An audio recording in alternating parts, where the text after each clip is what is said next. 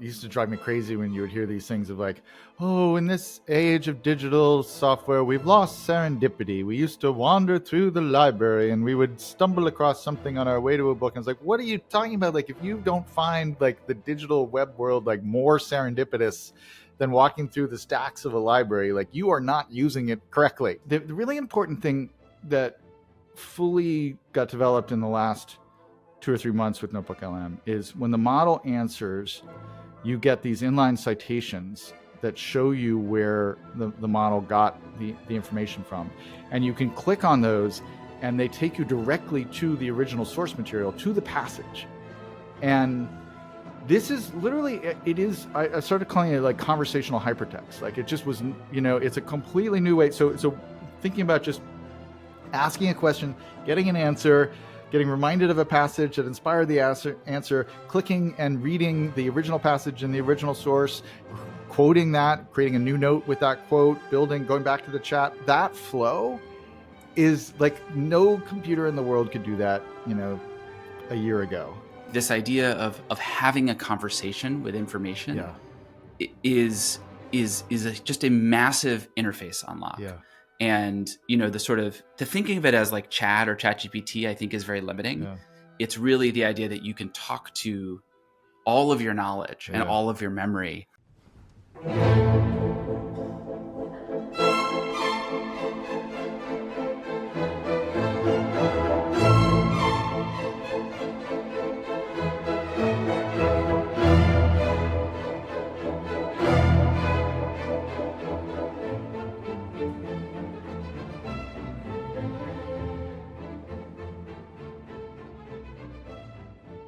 I'm so excited to welcome Steven Johnson to this episode of the Slow Hunch Pod.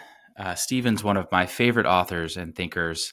He has an incredible, maybe unmatched ability to stitch together ideas from technology, science, and history to really make stories come to life. I've always been inspired by his work. His book, Where Good Ideas Come From, was actually the inspiration for this podcast and my blog. The idea of the Slow Hunch comes from that book. And today we'll get a chance to dig into the story of Steven's journey to unlock networked thought through the use of tools, including a new product called NotebookLM, which he's building now. And with that, let's go talk to Steven. Well, so the setup on this is the Slow Hunch, an idea that comes from your book. And what I've been enjoying doing is talking to people about a big idea that's been important in their life, that has maybe come to be, or maybe is big now, but is the result of a long journey. And I love unpacking the history of the idea and, a person's journey through it. And maybe with that, I'll let you introduce yourself. And also I'd love to hear in your words what you think the big idea that you've been pulling on is. So most of my career, I've kind of bounced back and forth between doing technology startups in various different forms, but mostly I have written books and explored the ideas in those books in other formats. Like I did a couple of TV shows and podcasts and things over the years. But throughout that entire span, which is now 30 years or more, actually, because I'm a very old person, I have always been interested in using software to help me with the writing and thinking and idea discovering and research process. That has just been a kind of consistent theme, and it has manifests itself in my work in some ways, in my writing in some ways, that I've written about the tools that I use in order to write the books that I write. And sometimes in those books, including in Where Good Ideas Come From, I talk about the tools that I was using to write the book that is about idea formation, to get very Inception about it. And in some cases, I've spun off a few ideas into products and advised some companies that have been building on those ideas. And it is recently, in a kind of bizarre turn of events, all come together in a project that I've been working on at Google for the last 2 years, which is now called NotebookLM, and is out in the world in 200 countries, and is really the ultimate expression of this slow hunch that I've been chasing, starting really when I was in college in the late 1980s. And so that's the arc that I've been on unwittingly all It, these years. it's one of my favorite ideas, or passages or sections from Where Good Ideas Come From, is where you talk about this idea of a commonplace book, Yeah. and you trace some of the history of some of the great thinkers who've come up with some of the biggest discoveries, like Darwin and so on. And the idea that was that they would keep notes, but they'd go back and they would go back and reread their notes and reread their notes to try and form connections. Yeah. And a couple hundred years ago, that was very hard and very manual. And even up until recently, like I have a stack of notebooks from the early 2000s, when pre-COVID, when we'd write things down. Um, and to move that all the way forward, NotebookLM is sort of the modern embodiment of that idea. Maybe you could talk a little bit more about what NotebookLM is, and how you've been building it. Yeah. So, I mean, in a way, it's maybe we get into a little in more detail, kind of in a sense at the end of the story, because it makes more sense when you've heard the whole kind of line of it. But just quickly, so people know where we're going, it's it's an attempt to build a kind of a thinking and writing tool for thought, based on the documents and the notes and the reading that you were using for whatever project you're on, or your team is using, or the book you're trying to write, or the startup you're trying to do. Like, all these things involve lots of information, and trying to make sense of all that information and connect the dots between all that information and pull out insights or just remember things from all that information has historically been very challenging. The premise behind it is that now, in the age of language models, if you ground those models in the documents that you provide, there's now an opportunity to have this kind of ideal thinking partner, that can help you just remember, but also explore new avenues or make new connections that you wouldn't be able to do. And so we tried to build a genuinely new software interface from the ground up, knowing that there was going to be a language model at the center of it. So it's not just a chat. It's not just like adding AI to a word processor UI. It's trying to do something genuinely new, which means that it's very confusing and weird and janky in all these different ways. But I think it's slowly starting to come together, As it should be. And I asked NotebookLM earlier today some questions that I should ask you, which I'll sprinkle in throughout. But it's been already helpful in helping me think about what you're doing, and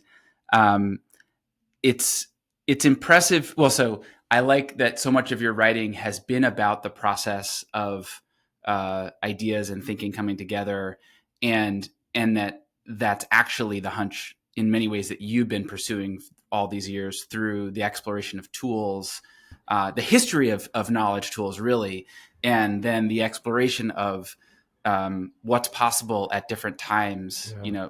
What has been possible at different times in your life, which is perfect. So, I mean, maybe we could use that to kind of go back, like, towards the beginning. When did you start thinking about this? Yeah. Why did it become interesting to you? Yeah.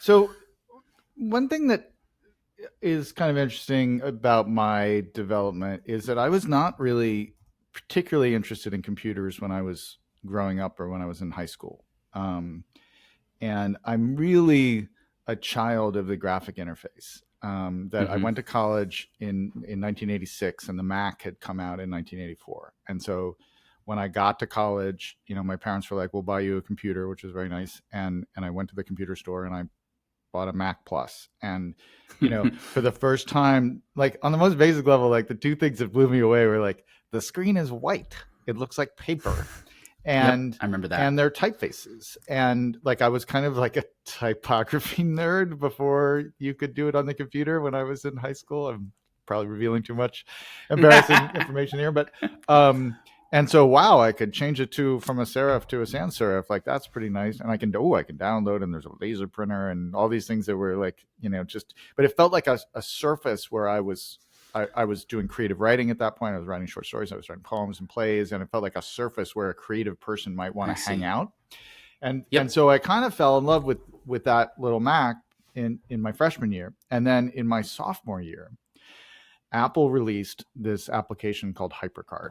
And my joke about HyperCard is that it's kind of like the in the world of software, it's kind of like the Velvet Underground of software. Like there's an old, I think it's a Brian Eno line that like, the Velvet Underground only sold 1,000 copies of their first record, but every one of those people formed a band. It's kind of like deeply, it never really broke out as a product, but everybody who touched it like felt influenced by it in some way, and it sparked a lot of ideas. And so HyperCard was an app. It was kind of like it was partially a programming language, and it was partially a hypertext kind of prototype. And it had this metaphor of a stack of cards, and you could kind of format them and connect cards. And it was like a database with a little bit of a language and a card UI. And I think Apple at the time like thought maybe it was really the next big thing. It was right after Jobs had left, actually, but it was a Bill Atkinson project, who'd been the original UI designer for the Mac. And so I got obsessed with this idea of creating a HyperCard stack that would allow me to manage all my notes for my classes. I see. And so wow. In college. As a college student. Yep. And so I built a little HyperCard application called Curriculum. And I learned HyperTalk, or whatever the language was, which is really actually the only programming language I've ever really learned. I mean, unless you count HTML. But and so I built this. I think it was second semester of sophomore year. I was like, I'm going to build this tool to manage all my notes, and I built this whole system. And it was one of these things where like I was building a tool to take notes for my classes, and I got so into building the tool that I like stopped going to the classes because I wanted to build the tool. And I built it, and I actually did a kind of research project that summer for one of my professors, where I was like, I'm going to build this dedicated HyperCard stack for your research, for your project. And I never really, I think I used it a little bit, and it wasn't quite ready in terms of the underlying technology. There were a lot of things that were kind of missing, but I think this is true. This is a very slow hunch kind of idea. And I think this is true of a lot of technologists, is that I got a taste of something. It didn't really work, but I got a glimpse of like, oh, wait, there's something here. And if this thing did work, man, it would be cool. And there was something about like navigating through an information space that I had curated with my own, not just my own ideas, but the ideas of other people, right? Like here's a quote from a book that I made a card for, and I can kind of store all that stuff and explore and make new connections. And so it was like this weird like trial run, for the idea that it was many years ahead of its time in terms of what the technology was capable of doing, but it left this little, I don't know, this hook in my brain that like never really went away. That's a really interesting observation about this journey, but also about the idea of the slow hunch in general, right? The idea that there are like little fragments, little nuggets, little breadcrumbs, Yep. Or to your point, like just kind of an emotional hook, like a spark that you're like, there's something, Yeah. And I don't know what it is, but I'm just going to kind of keep it there, hoping that I can find the next piece to click it to at some point.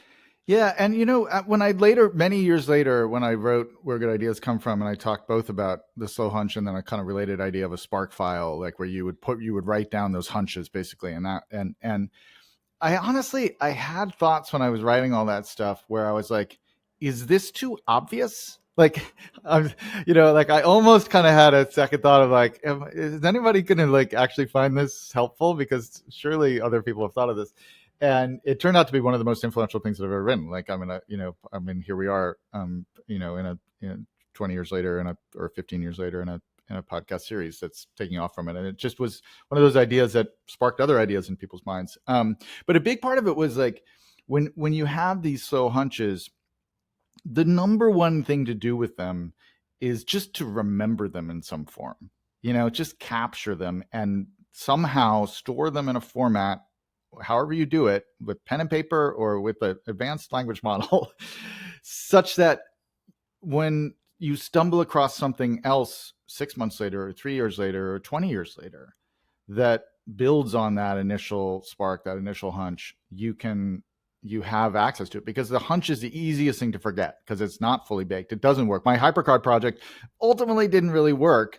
And if I just said, well, that was a failure, let's move on and do something else, I would have so much would have been lost in my career but because I kind of kept that idea alive, it ended up turning into something useful. There's an idea here that feels very important to me, which is implementing this approach of capturing sparks and fragments such that they can, combine and recombine and grow, has a lot to do with tooling. And I think a lot of what we'll talk about is the evolution of that tooling, and how it's grown over the years. But I've personally found that a real challenge is fragmentation and the challenge of like consistency versus little bits of things getting lots of different places, and then you have nothing instead of everything. Yeah. And you seem to have managed to work through that. And I also, not to skip ahead too much, I think today there are some new tools that might help us solve that problem. Yeah.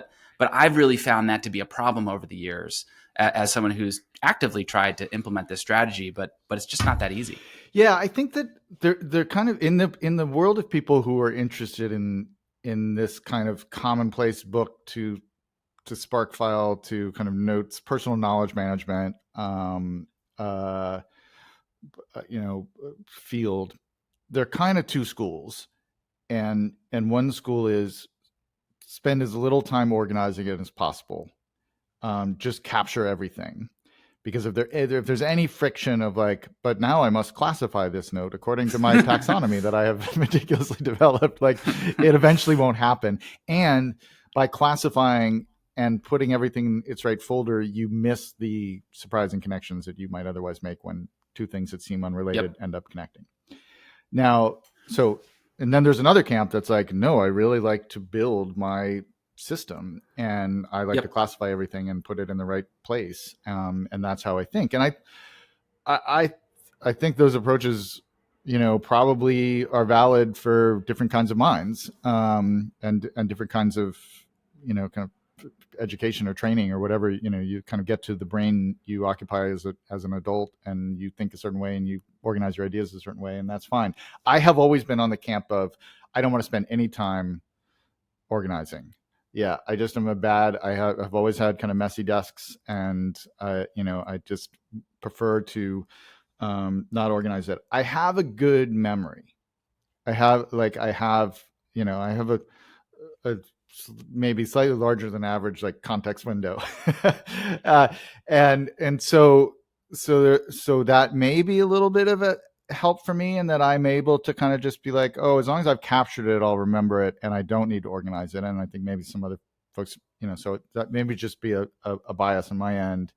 But that is kind of the tension, and the problem has been historically that if you don't organize on the most basic level, if you don't either have folders or tags, right, like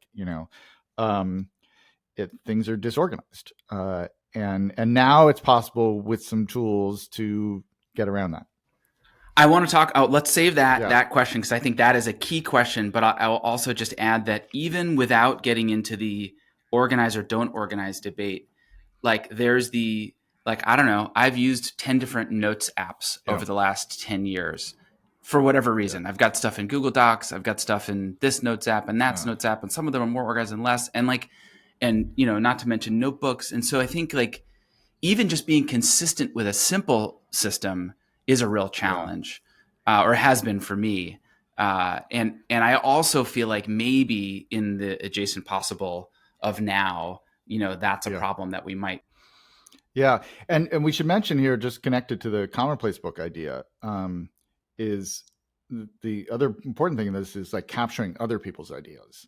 Right. So the beautiful thing about, I didn't kind of come across the commonplace book as a concept until I think I was writing my my book, The Invention of Air, about Joseph Priestley, the 18th century chemist, and his relationship with Ben Franklin. And that the commonplace book was like the productivity hack of the Enlightenment, basically. Like there were kind of these like self-help productivity books that were written at the time, like, here's my special commonplace book indexing method that you can wow. And if they'd had TED Talks, they would have been talking about that at the coffee shops in London.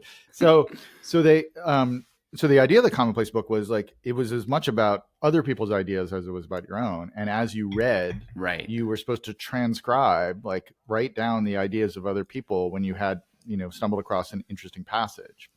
And the beautiful thing about that idea is this concept that like your own thinking is the combination of all these other ideas that sat in other people's heads that Yes. you've stitched together this unique constellation, which is a complete mixed metaphor, but stick with me here. Yeah. That is not your own ideas. It's a network of lots of other people's ideas plus the ideas that you've added to the mix. And a commonplace book was a mechanism of like building your own, kind of worldview piece by piece from other people's ideas. And that's it. So as well as capturing your hunches, it's like capturing the other things that inspire you, because you never know how those are going to apply down the line. Notebook plus scrapbook, Yeah. Yeah. Yeah. basically. Yeah. Yeah. Well, so coming back to your Yeah. story and your journey, so HyperCard, Yeah. and then but that's like 1980s, 80, right? That's like pre-internet. 87. Yeah, So it sits in the back of 87. my mind. I then get very interested in computers, and the internet is starting to happen. The web wasn't around, but I start joining online communities, and you could see this network culture is coming. I went to grad school in English literature at Columbia, and was kind of simultaneously living in like the 19th century novel world and then the like 21st century networking world, and I was joining like the Well and Echo and all these early communities in that time. And I basically, because I had this interest in HyperCard, and I'd also followed a little bit, there was a kind of a hypertext fiction community. This is an important part of this period where people were writing experimental fiction in kind of branching path hypertext. Literally in like 1992, the most advanced hypertext in the world was actually in the hands of like creative writers. There was an app called Story Space that allowed you to kind of like create nonlinear stories and stuff like that. So some of those people were at Brown where I had gone to college, and so I was in that world a little. I didn't write in that mode, but I was also interested in that because it connected to HyperCard as well. And so all of which is to say, in early '94, I heard about this thing called the World Wide Web. And I think when a lot of other folks were like, what the hell is hypertext? Like, what are you even talking about? Like, what is a web? Like, Right. why? You were like, I was like, I've been waiting for right, this thing. right. This is like the thing I had 10 years ago, or 7 years But it ago, works. but it's big and it's everything. It's everywhere. Yeah. And so, Right. I remember when I first got, it was just hard to get on the web in '94, right? But when I first got on the web, I would play this little game for myself where I would just, there was a cool app called the roulette wheel of the web. And you would click on the roulette wheel that had one button, this site, and it would just take you to a random URL from somewhere in the web. And I would play this game of like, how many clicks on links will it take me to get to an interesting piece of information? Like, drop me anywhere randomly, and just like, how far do I have to navigate through the information space to get to something interesting? It's just the feeling of like exploring text in that way. Yes. And the idea that the links Right. were semantic connections. Right. It wasn't like a file architecture. It was like, this word is connected to this document, which then is filled with all these other magic blue words that will take me off to other documents. Like, I just was like, I was so prepared for it by this weird prehistory that I'd had. And so that enabled me, it just gave me a head start, right? Like, I was able to jump on it when I think some of my other peers were like, maybe that'll be useful, or like, I don't know, but there seemed to be a bunch of, but maybe this AOL thing or the CompuServe thing is going to be big too. I can't really tell. And I was like, no, it's going to be hypertext, I'm telling you. So I started in early '95. I was thinking about, I was doing kind of writing a little bit on the side. I started writing a little bit about tech for The Guardian. In fact, the first article I wrote was about hypertext fiction in '94. And I had a bunch of other friends who were kind of up and coming authors and writers and journalists in New York. And it occurred to me that I could create my own magazine basically and publish it on the web. Like this was kind of a novel idea, but like I could self-publish a magazine if I learned HTML. Like I could just do it, and then anyone in the world with a web connection could read it, which we all completely take for granted now. But at the time, it was like, what the hell? It was a crazy idea. I was like, hey everybody, I don't need a printing press. It's amazing, all that stuff that was so mind blowing back then that is now second nature. And so a wonderful friend of mine, Stephanie Simon, who I'd met, who was writing for the Wall Street Journal at that point, we kind of teamed up and we created Feed, which was the first kind of web-only magazine to come out, before Slate and Salon and all of those publications.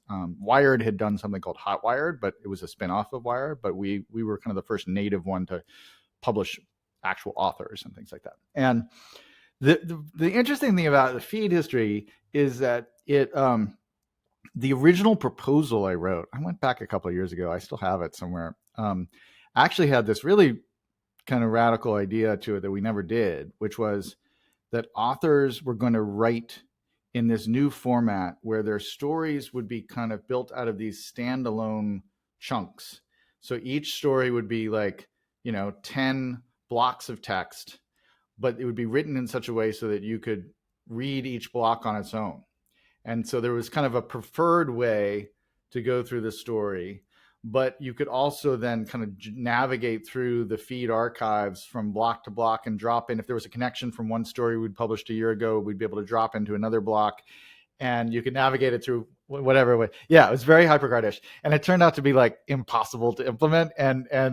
And no one wanted you didn't actually want to write that way because you didn't want to reintroduce all the concepts every time you like took a section break in your story. Like, I know I've already mentioned this person, but I'm going to have to mention him again for somebody who's navigating to this paragraph from another direction. So we ended up building a more traditional. We did some cool hypertext experiments with that. Like we had these kind of nonlinear dialogues, and we would annotate public documents. So there'd be a big Supreme Court decision, and we'd invite people to annotate the document. And so, but it was very much a like exploration of like what was possible. What's interesting to me about that moment in time, and maybe most of the internet up until recently, is that the new feature was the ability to link together information and to go on an information journey where things could be directly connected, right? Hop from one to another. And then there's this idea of maybe chunking things into blocks and connecting them, and, sort of just like better connecting the ideas so that they could be surfed better. Yeah.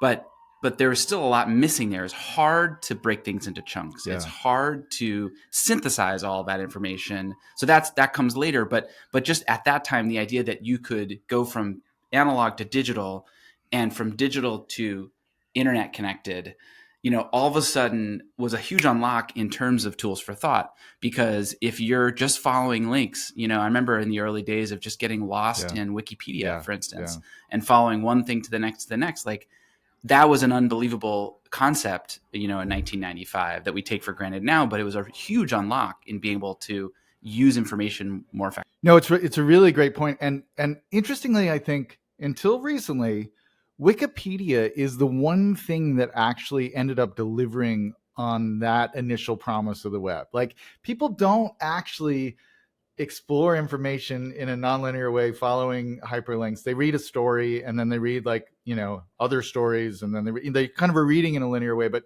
Wikipedia is the one thing that did actually emerge, and it continues to be one of the great, like, we should have a Wikipedia day once a year where we just like all bow down to this incredible collective thing that we've created that just kind of works. But so, a lot of that stuff didn't happen. It just became, you would read articles in a traditional way and you could save them if you wanted, but you might as well have been reading a New Yorker article in print.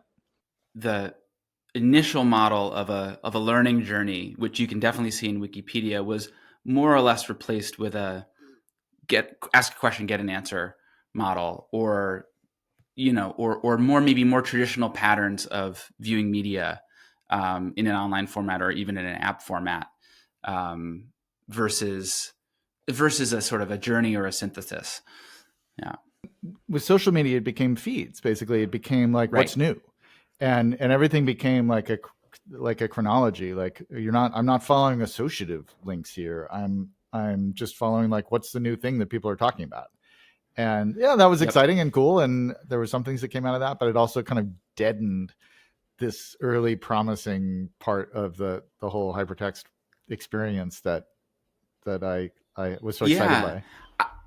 by. Yeah, couldn't agree more. And I think part of why the current moment with language models is so exciting is that there has been this period for the last several years where the internet has become a kind of passive consumption experience by and large.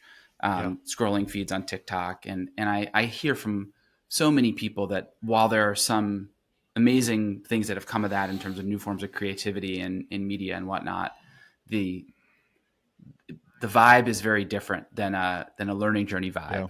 vibe. And a learning journey vibe is now totally possible given the tools that we have Yeah. at hand today.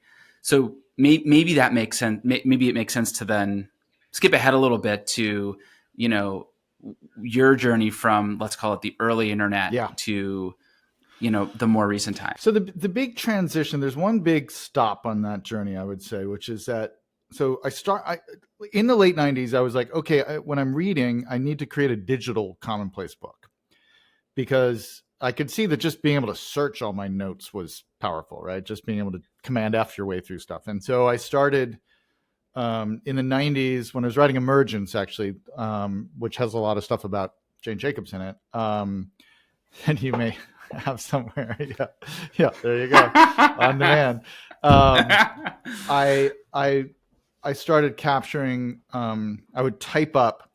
I would outline in print books, and then I would type up the quotes. And occasionally, I had a research assistant that would type them up. The OCR was useless at that point. So Mhm. I started collecting a collection of quotes, digital quotes that I still have today.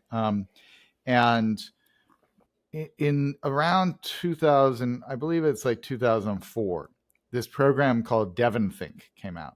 And for a while, I was like the leading spokesperson for DevonThink. I wrote about it in the Times Magazine, I mean, in Times Book Review, and on my blog and things like that. And basically, like DevonThink was like HyperCard 2.0 for me. Like I got this taste of something else, which was DevonThink had a very early, almost language model like ability to detect semantic connections between blocks of text. And so even if the two blocks of text didn't share any actual words in common, it was smart enough to recognize that like ant colonies were related to, bees because they're both social insects. And so if you were interested in ant colonies, you might be interested in this other passage about bees. And so I put all of my quotes into DevonThink.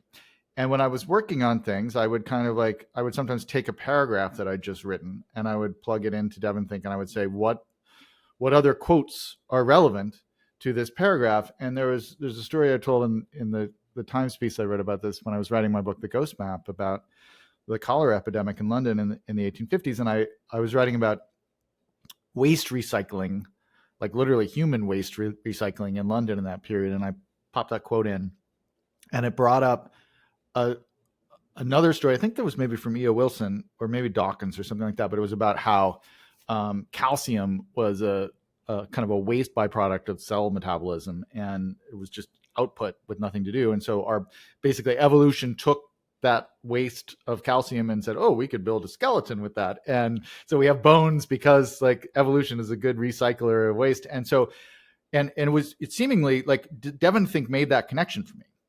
And I was like, oh, that's a cool riff. And so there's like 10 pages of Ghost Map where I talk about the kind of parallels between urban recycling and evolutionary recycling and on the cellular level and the city level.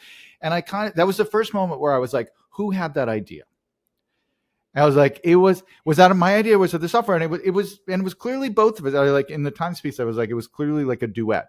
Like we were working together in this way. And it was partially because I had curated that quote. And also it was like Richard Dawkins or E.O. Wilson or whoever had written it so powerfully that I remembered it. So it was this really a chorus of the original author, my curatorial skills, putting it together, the associative power of DevonThink, creating a new thought that generates 10 pages in a book that wouldn't have existed before. So that was like another moment of like, could this go?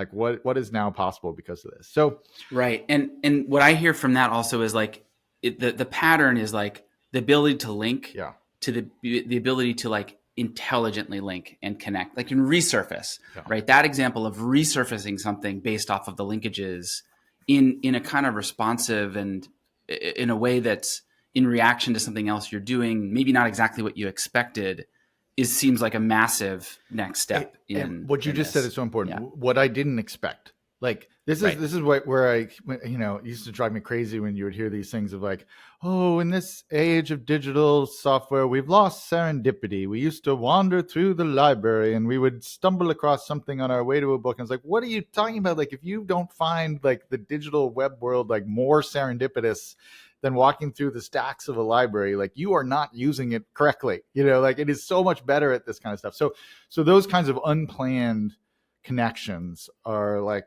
if you use the software right, like are really eminently possible. So that was a major kind of point. Earlier today, when I asked NotebookLM, what edgy question could I ask Stephen? That was what I asked it, and it said, "Let's talk about the role of serendipity and error." Johnson emphasizes the importance of serendipity and error in the creative process, drawing parallels with biological evolution. However, AI tools with their focus on efficiency and accuracy could potentially hinder these aspects.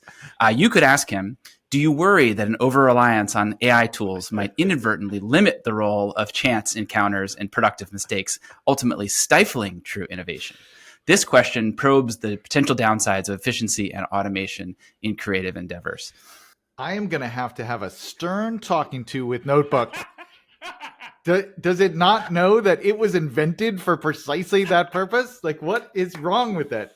Yeah, it's interesting because like one of the things we talk about a lot is like how much should we tell the Notebook AI about itself and like what it's good at and how much should it know about that stuff. And so that's a whole meta conversation. So that's hilarious. So yes, my answer is you absolutely can. If you want to seek out serendipity, there are plenty of tools out there that can help you do that. If you don't want serendipity, I don't know. That's too bad. You're making a mistake. I think serendipity is the whole point, right? It's to be reminded of things you've forgotten, to make connections between things that you maybe have forgotten about or didn't realize. And to me, the thing I'm looking for with tools like this and looking ahead to the future is I want this system kind of working for me in the background, noticing what I'm noticing and making those, like just creating a continuous stream of serendipity.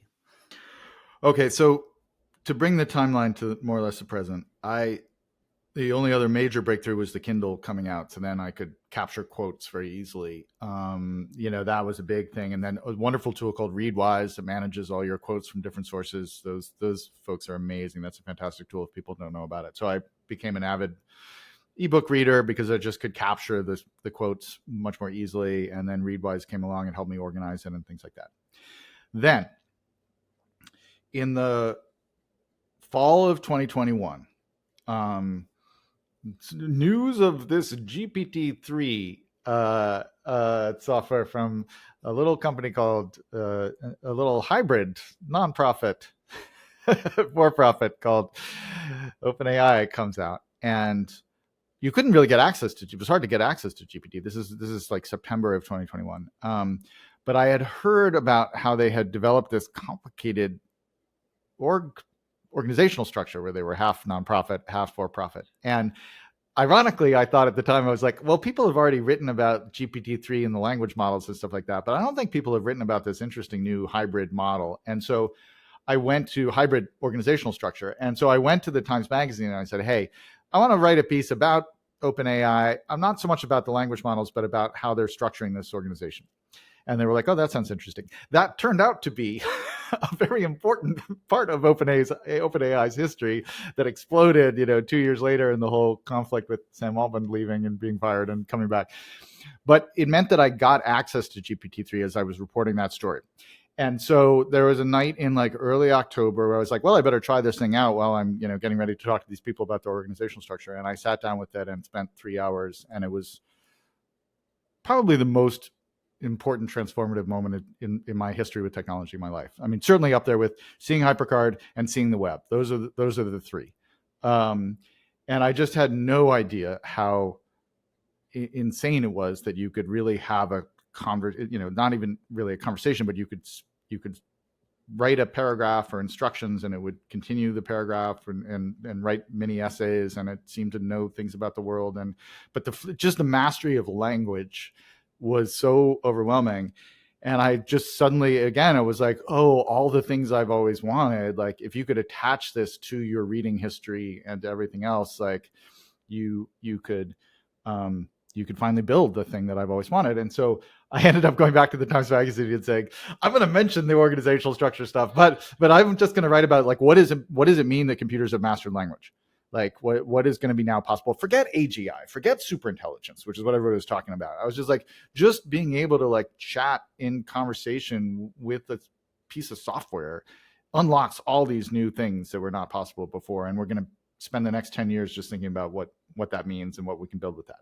So I wrote this 10,000 word piece, which came out in April. So this is 6 months before ChatGPT came out. And it was hugely controversial. Like one of the most controversial things I've ever written in my life. I enjoyed 0 minutes of the wake of that piece coming out, because everybody was like, oh, Steven Johnson has fallen for the hype and he doesn't realize that this is just autocomplete on steroids and it's a stochastic parrot, and wow, he's so naive. And it was just, I'm just very conflict averse anyway, so I'm like, that part of my career is the thing that I enjoy the least, so it was very unpleasant. But I think other folks read that piece and said, oh, there's something interesting here, so I'm glad I wrote it. And at that point, Google, there were a group of folks inside of Google who had spun up a new division called Google Labs. And there had been a Google Labs in the past, and this was a kind of new iteration of it. And there were two things going on at Google Labs that were relevant to this. One was it was an idea of, it was going to be a space inside of Google where you could do product-focused experiments with emerging technologies.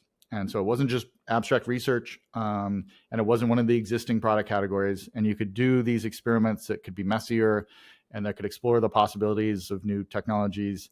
But they were supposed to have, as part of their mission, like, we're going to try and make something useful that people would want to actually integrate in their lives. And they had this idea of co-creation, that they wanted to, if they were going to make a music related tool, they'd bring a musician in on day one, and then he would be, or she would be there in the room making the product with them.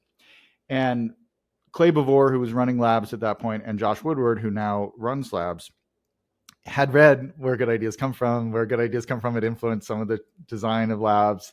And they read my piece, and they were reading my Substack about tools for thought, and they read this piece in the Times Magazine. And apparently, like, I don't know, Josh came into Clay one day and was like, what if we could get Steven to come and like be the like first co-creator, and because he's obsessed with these tools for thought. And so I got a cold email from Clay, who was like, long time reader, first time caller, and can I talk to you? And I ended up going and doing this meeting with him on using their Project Starline technology, which is this like hologram that is amazing. They've now since made public, but you sit in front of like a screen and a without glasses on, and a 3D like fully realistic person like is sitting in front of you.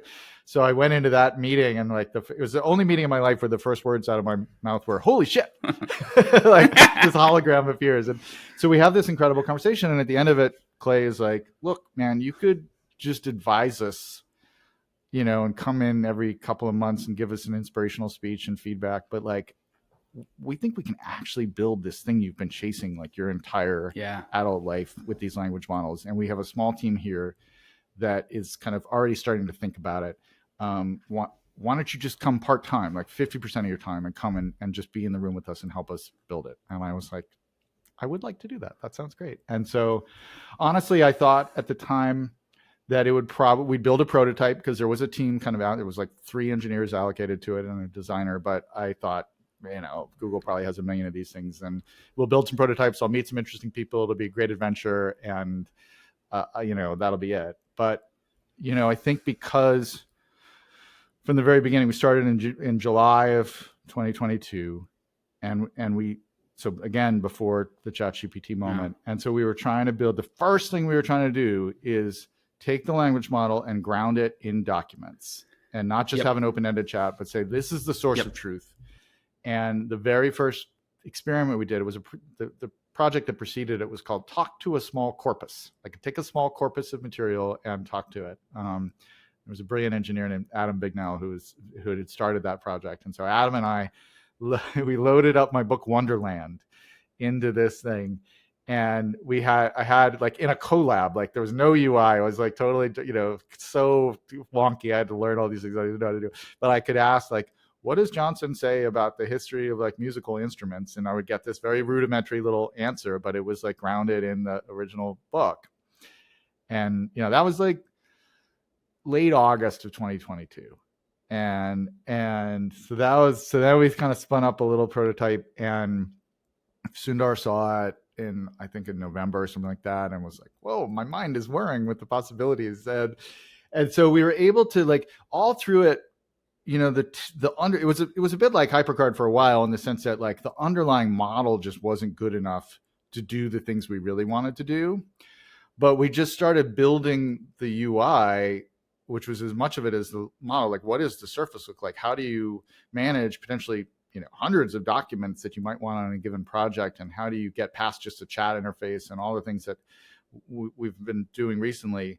We're like, the underlying AI will catch up to our ambitions here. Let's just like charge ahead and make a slightly broken product, and it will get smarter and smarter. And so that's kind of what we did. And it really wasn't until we switched over to Gemini Pro 1.5 in May and June.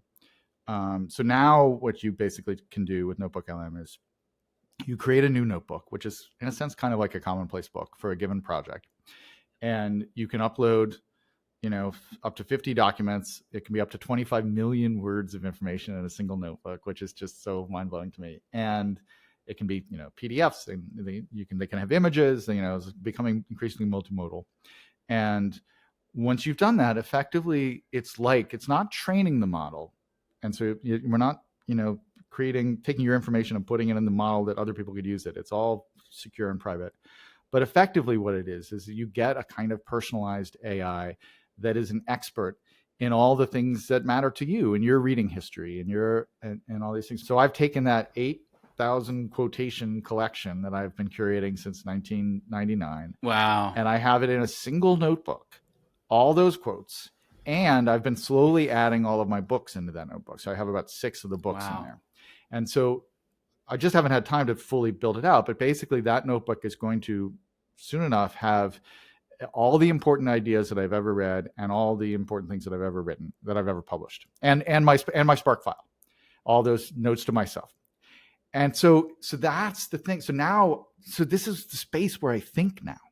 So I have the notebook is called like the everything notebook. Like I've dedicated notebooks for other things, like the way I have a NotebookLM notebook where I do my thinking about the product, and that includes all the important documents in the company, in the product's history, and all our blog posts and all the other things like that. And that's where I think about the product. But in the everything notebook, that's where I go to kind of ruminate on other ideas, or if I'm working on an essay about something, I'll go in there and be like, here's the opening of the essay.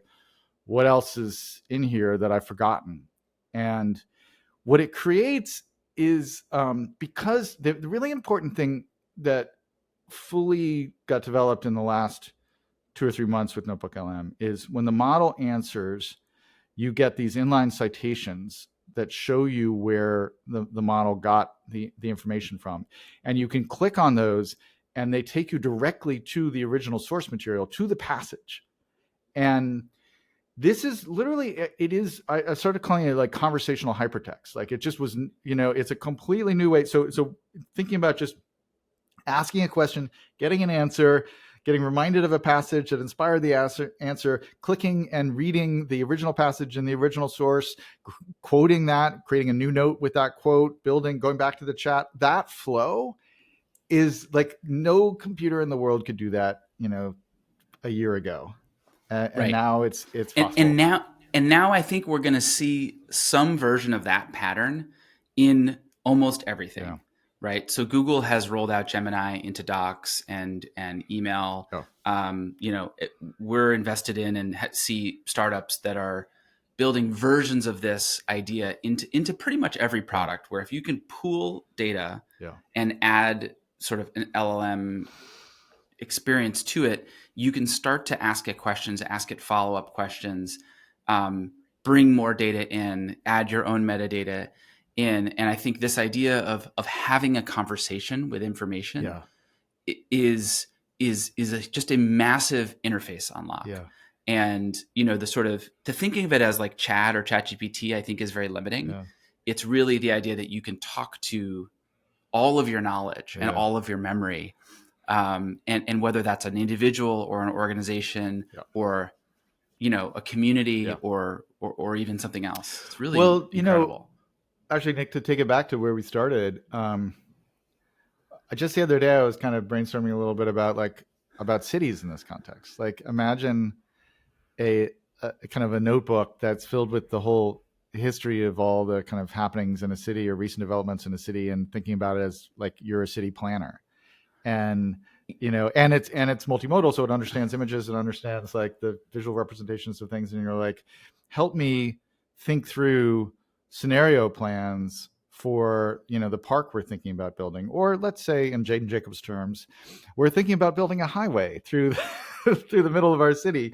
Let's given everything about the history of this city and how it all works, like, help us plan and imagine like what the consequences of that highway might be. That kind of intelligence. I would not be lying if I said to you that I had coffee this morning with an entrepreneur who's building that exact product. Good. I swear to God, I really did. It's amazing. I did this interview the other day where somebody asked me, they're like, so Google is famous for having whatever it is, 7 products that have 1 billion users.